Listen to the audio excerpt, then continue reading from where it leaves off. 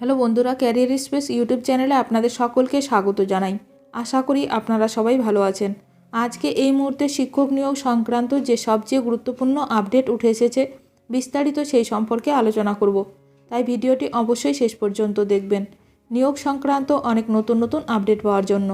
যারা চ্যানেলে নতুন তারা চ্যানেলটিকে সাবস্ক্রাইব করে পাশে থাকা বেল বাটনে প্রেস করে অল নোটিফিকেশানটিকে অন করে রাখবেন, কারণ এমন ধরনের লেটেস্ট আপডেট নিয়ে এই চ্যানেলে সবসময় ভিডিও আপলোড করা হয়ে থাকে।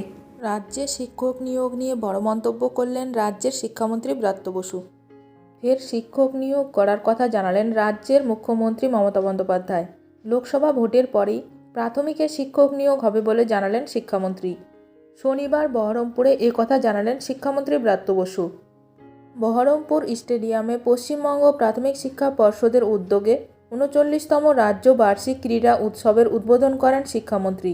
সেখানেই নিয়োগের কথা জানালেন শিক্ষামন্ত্রী। বললেন, লোকসভা ভোটের পরই রাজ্যে প্রাথমিকে শিক্ষক নিয়োগ করা হবে।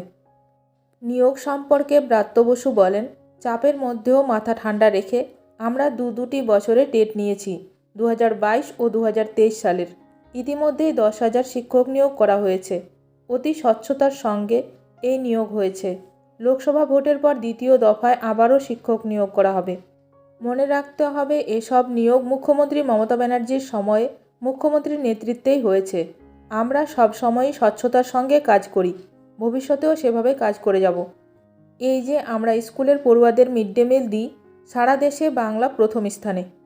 অন্যদিকে প্রাথমিক শিক্ষা পর্ষদ সভাপতি গৌতম পাল বলেন, পর্ষদ ঠিক সময়ে নিয়োগ বিজ্ঞপ্তি প্রকাশ করবে। টেট পাস চাকরিপ্রার্থীরা আবেদন করবেন, সেখানে যোগ্যরা চাকরি পাবেন। আমরা আগেই বলেছি, টেট পাস করা মানেই চাকরি নয়, এটা কেবল একটা যোগ্যতা।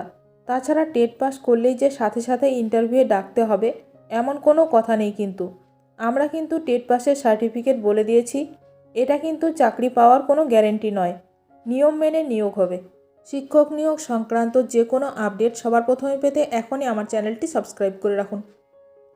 ভিডিওটি ভালো লাগলে অবশ্যই লাইক করবেন। আজকের ভিডিওটি এখানেই শেষ করলাম। নতুন কোনো আপডেট নিয়ে দেখা হবে নেক্সট ভিডিওতে।